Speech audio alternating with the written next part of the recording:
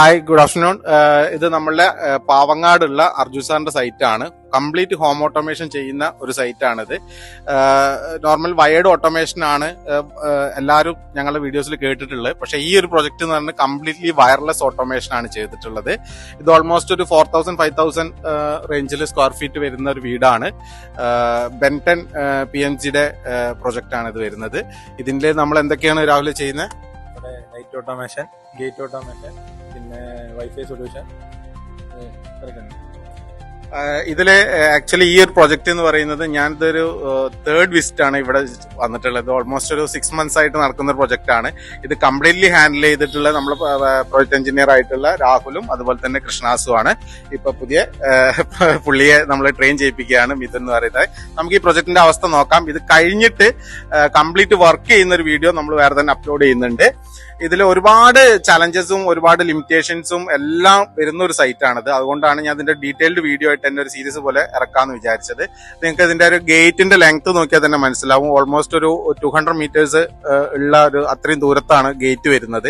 അപ്പൊ അങ്ങനത്തെ കുറെ ചലഞ്ചസ് വന്നിട്ടുള്ള ഒരു സൈറ്റ് ആണുള്ളത്. അപ്പൊ അതിന്റെ ഡീറ്റെയിൽസ് ഒക്കെ ഞങ്ങൾ പോകുന്ന വഴിക്ക് പറയാം. ഇതിൽ വരുന്ന ഒരു ബിഫോർ ഇൻസ്റ്റലേഷൻ എന്തൊക്കെയാണ്, ഇപ്പൊ ഇൻസ്റ്റലേഷൻ നടന്നുകൊണ്ടിരിക്കുകയാണ്, എങ്ങനെയാണ് അത് ചെയ്യുന്ന കാര്യങ്ങളെല്ലാം ചെറിയൊരു വീഡിയോ നമുക്ക് പോവാം. ഇത് ആക്ച്വലി ഡബിൾ ഹൈറ്റിൽ വരുന്ന ഒരു കർട്ടൻ ആണ്. ഇത് ഇത്തരം കർട്ടൻസ് എന്താണ്, ഇത്രയും ഹൈറ്റിൽ വരുന്ന ഗ്ലാസുകൾ ഉള്ള വീടുകൾ നിർബന്ധമായിട്ടും മോട്ടറൈസ്ഡ് കർട്ടൻസ് വേണം. അതിന്റെ വയറാണ്, അതിന് കൊടുക്കുന്ന പവർ കൊടുക്കാനുള്ള ലൈനാണ് അവിടെ ഇട്ട് വെച്ചിട്ടുള്ളത്. ഇതൊക്കെ ജസ്റ്റ് ഇൻസ്റ്റാൾ ചെയ്തതിനു ശേഷം വർക്കിംഗ് നമുക്ക് കാണിച്ചു തരാം. ഇതാണ് വയർലെസ് ഓട്ടോമേഷനിൽ നമ്മൾ യൂസ് ചെയ്യുന്ന പാനൽസ് വരുന്നത്. KD ഒന്ന് കാണിച്ചു കൊടുക്കാവോ? ഇങ്ങനെയാണ് ഇതിന്റെ പാനൽ വരുന്നത്. ഇതൊരു 4 gang സ്വിച്ച് ആണ് വരുന്നത്. ടച്ച് ആയിരിക്കും. 4-ന്റെ ഉണ്ട്, 6-ന്റെ ഉണ്ട്, 3-ന്റെ ഉണ്ട്, അങ്ങനെ പല സൈസിൽ നമുക്ക് അവൈലബിൾ ആണ്. ഇതിന് ആവശ്യമായിട്ടുള്ള ബാക്ക് ബോക്സ് നമ്മൾ തിരഞ്ഞെടുക്കുമ്പോൾ ഒന്ന് ശ്രദ്ധിക്കണം എന്നുള്ളത് മാത്രമാണ്. പിന്നെ വയറിംഗിൽ ഒരു ചെറിയ ചേഞ്ച്, അത് ഡിപ്പെൻഡ്സ് എന്ത് ലോഡാണ് നമ്മൾ കണക്ട് ചെയ്യുന്നതിനനുസരിച്ചിട്ട്. ഇത് കൃഷ്ണാസ് ആണ്. ഇത് ആക്ച്വലി ടെക്നീഷ്യൻ അല്ല, നമ്മുടെ ടെക്നിക്കൽ ഹെഡ് ആണ്. പുള്ളിക്കാരൻ ഇവിടെ ബാക്കിയുള്ള ടെക്നീഷ്യൻസിന് ട്രെയിനിങ് കൂടി കൊടുക്കേണ്ടതുകൊണ്ടാണ് അവൻ ഇവിടെ വന്നിട്ടുള്ളത്. KD, ഇതിലെ വയറിംഗിൽ എന്തെങ്കിലും ചേഞ്ചസ്? നോർമൽ ഇലക്ട്രിക്കൽ വയറിങ്ങിലുള്ള സെയിം കേബിൾ തന്നെ ഇതിലും മതി. കാരണം ഇത് സിഗ്ബിയിൽ വർക്ക് ചെയ്യുന്ന മൊഡ്യൂളാണ്. കണക്ഷൻസ് മാത്രമേ വ്യത്യാസമുള്ളൂ. നമുക്കൊരു ഫേസ് വേണം, പിന്നെ ഓരോ ലോഡും ഇതിലേക്ക് ഓരോ ഔട്ട്പുട്ടിലും കണക്ട് ചെയ്യണം. ബാക്കിയെല്ലാം പഴയ പോലെ തന്നെയുള്ള കേബിൾ. ഇത് ഇങ്ങനെ വെക്കാൻ കാരണം ഇവിടുത്തെ മുഴുവൻ വർക്കും കഴിഞ്ഞിട്ടില്ല. അപ്പം പെയിന്റ് ഒക്കെ ചെയ്യുന്ന സമയത്ത് നമ്മുടെ പാനൽ, ടച്ച് പാനലിൽ പൊടിയൊന്നും ആവാതിരിക്കാൻ വേണ്ടിയിട്ടാണ് നല്ല വൃത്തിയിൽ കീപ്പ് ചെയ്തിരിക്കുന്നത്. സ്റ്റിക്കർ ഒട്ടിച്ച് വെച്ചിട്ട് ഇവിടെ നമ്മൾ യൂസ് ചെയ്തിരിക്കുന്നത് ഇപ്പൊ കൃഷ്ണാസ് പറഞ്ഞ പോലെ സിഗ്ബി ടെക്നോളജി ആണ്. അത് TIS എന്ന് പറഞ്ഞ ബ്രാൻഡിന്റെ പ്രൊഡക്ട്സ് ആണ് നമ്മൾ ഇവിടെ യൂസ് ചെയ്തിട്ടുള്ളത്. ഇത് മിഥുനാണ്. മിഥുൻ, ഇതിലെ ഏതൊക്കെ പ്രൊഡക്ട്സ് നമ്മളിപ്പോ ചെയ്യുന്നത്? നമ്മളിപ്പോ ഇവിടെ സെൻസേഴ്സ് ഇൻസ്റ്റാൾ ചെയ്യുന്നുണ്ട്, അതേപോലെ സ്വിച്ചസ് നമ്മൾ കൊടുക്കുന്നുണ്ട്. ഇനി അതോടൊപ്പം തന്നെ നമ്മൾ ഫുൾ ഓട്ടോമേഷന്റെ ഭാഗമായിട്ട് നമ്മളിവിടെ ഓട്ടോമാറ്റിക് വാൽവ് കൺട്രോൾസ് നമ്മളിവിടെ പ്രൊവൈഡ്. വാൾവ് ഒന്ന് എടുക്കാവോ?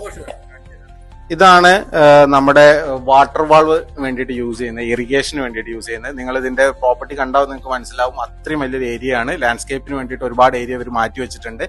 അത്തരം സ്ഥലങ്ങളിൽ ഡിഫറെന്റ് ആയിട്ടുള്ള പ്ലോട്ടായിട്ട് നമ്മൾ തിരിച്ചിട്ട് ഓരോ പ്ലോട്ടിനും ഓരോ വാൾവ് വീതം നമ്മൾ സെറ്റ് ചെയ്യും. ഈ വാൾവിന് യൂസ് ചെയ്യുന്ന മോട്ടറൈസ്ഡ് ഡിവൈസ് ആണ് ഈ കാണിക്കുന്നത്.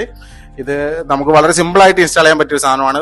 ഒരു 24 volt ഒരു DC പവർ മാത്രമേ നമുക്ക് ഇതിൽ ആവശ്യം വരുന്നുള്ളൂ.